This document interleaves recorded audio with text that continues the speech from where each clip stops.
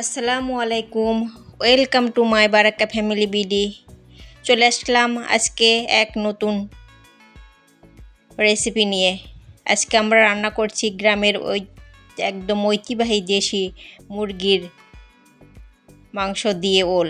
এই রান্না স্বাদ এতটাই মজাদার যে একবার খেলে বারবার খেতে মন চাইবে। আর ভিডিওটি অবশ্যই লাইক দিয়ে শেষ পর্যন্ত দেখবেন, স্কিপ না করে। চলুন তাহলে আমাদের আজকে রেসিপিতে কি কি লাগছে। প্রথমে এই যে ওলগুলো আমি গোটা গোটা করে কেটে নেব, একটু বেঁধে বেঁধে ছেলবো গার ছালগুলা, যাতে গাল না চুলকায়। একটু বেঁধে ছুললে ভালো হয়, কারণ ওল জিনিসটা একটু গালে ধরে। এভাবে কেটে কেটে আমি উঠায় একটু লবণ দিয়ে মাখায় রাখবো 2-3 মিনিট, যাতে গার থেকে যে পানি, এটা লবণ দিলে গার পানিগুলো ছাড়ে। এর দিকে আমি চুলায় গরম পানি বসাইছি। গরম পানি দিয়ে এই যে গরম পানি ফুটে গেছে, এখন আমি এটা দিয়ে ওলগুলো সুন্দর করে ধুয়ে নেব গরম পানি দিয়ে।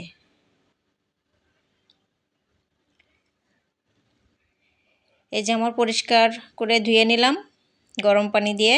এখন আমি এতে, আর এদিকে আমি মুরগিটা জবাই করে ছোট ছোট ওটুক আমি দেখাই নাই, অংশটুক ছোট ছোট পিস করে কেটে কেটে নিছি।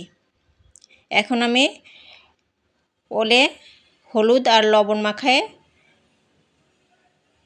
সুন্দর করে হলুদ লবণ মাখায় আমি এটা ভেজে নেব হালকা করে।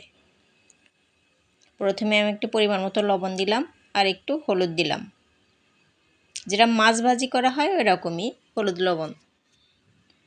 সুন্দর করে আমি ওলের সব পাশ হলুদটা মাখায় নিচ্ছি। কড়াইতে আমি এদিকে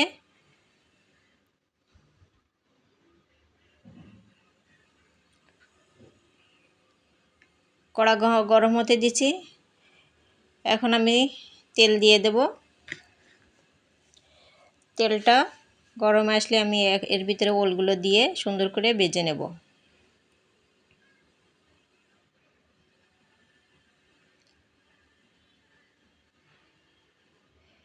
মাছ যেরকম এপিট ওপিট সুন্দর করে ভেজে নেয়, ওলও ঠিক এইভাবে ভেজে নেব। আস্তে আস্তে সব পাশ ভাজা হচ্ছে কি সেদিকে খেয়াল রাখতে হবে। এক এক পিস সুন্দর করে উল্টাই দেব।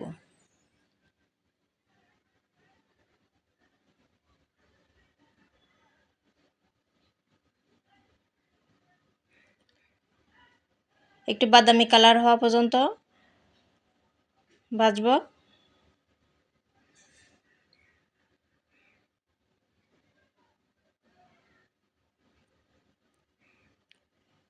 ওলটা ভেজে নিলে যাতে মাংস কষানোর সাথে ভেঙে না যায়, এজন্যে একটু ভেজে নেওয়া ভালো।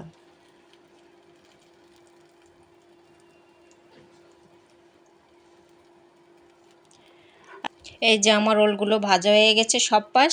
এখন আমি এক এক করে উঠাই নেব ওলগুলো, ভাজা ওলগুলো।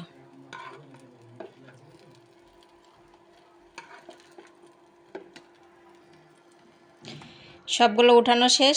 এখন আমি কড়াইতে তেল দিয়ে পেঁয়াজগুলো ভেজে নেব। এই যে রসুন আদা এগুলো আমি সুন্দর করে, প্রথমে আমি পেঁয়াজ কুচি দিয়ে দিচ্ছি। এখন একটু হালকা বাদামি কালার করে ভেজে নেব।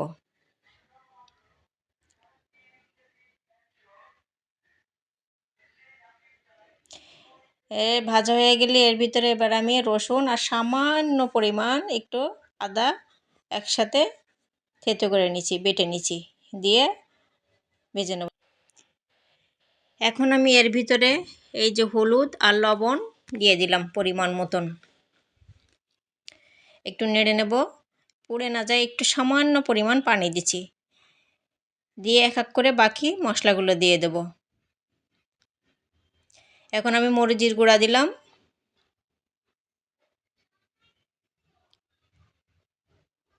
একটু নেড়ে নিই যাতে দলা না বেটে যায়। এখন আমি এলাচ 2-3টা, সামান্য একটু লবঙ্গ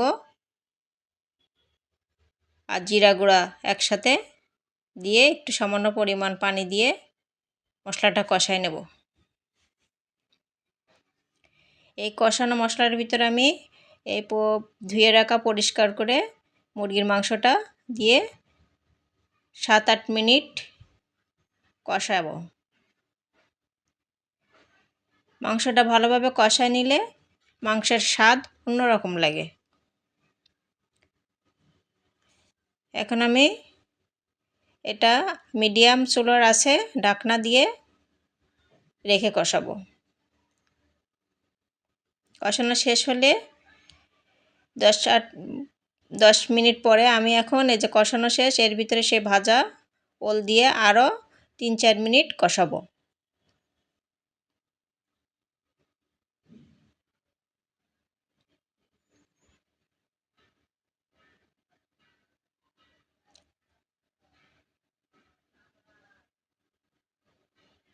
এই যে আমার কষানো হয়ে গেছে, আমি আবার এই কষানো ভিতরে ঝোল দেওয়ার জন্য আলাদা পানি একটু গরম করে রেখে দিচ্ছি আলাদা।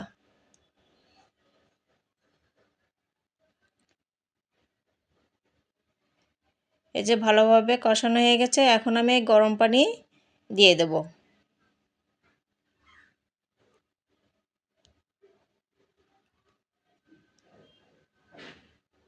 এখন ঢাকনা দিয়ে সিদ্ধ হওয়া পর্যন্ত অপেক্ষা করব। এই 10-15 মিনিট রান্না করতে সময় লাগবে। এর ভিতরে আমি কয়েকটা কাঁচামরিচ দিয়ে দিলাম 7-8টা, আর একটু জিরা গুঁড়া আর এলাচ গুঁড়া আর একটু ওপরে দিয়ে দিলাম। আর অবশ্যই আমার ভিডিওটি যদি ভালো লেগে থাকে আপনারা একটা লাইক সাবস্ক্রাইব করে দেবেন। আর অবশ্যই আপনাদের আত্মীয় স্বজন যারা আছে তাদের দেখার জন্য শেয়ার করে দিতে পারবেন। আলহামদুলিল্লাহ, আমাদের গ্রামের সাথে দেশি মুরগি দিয়ে ওল রান্না একদম তৈরি, প্রায় শেষ হওয়ার পথে। গরম ভাতের সঙ্গে এই রান্না খেতে সত্যি অসাধারণ লাগে। মজাদার এই রেসিপি যে একবার খাবে সে বারবার তার খেতে মন চাইবে। যারা নতুন আছেন তারা অবশ্যই পাশে থাকা বেল আইকনটি সাবস্ক্রাইব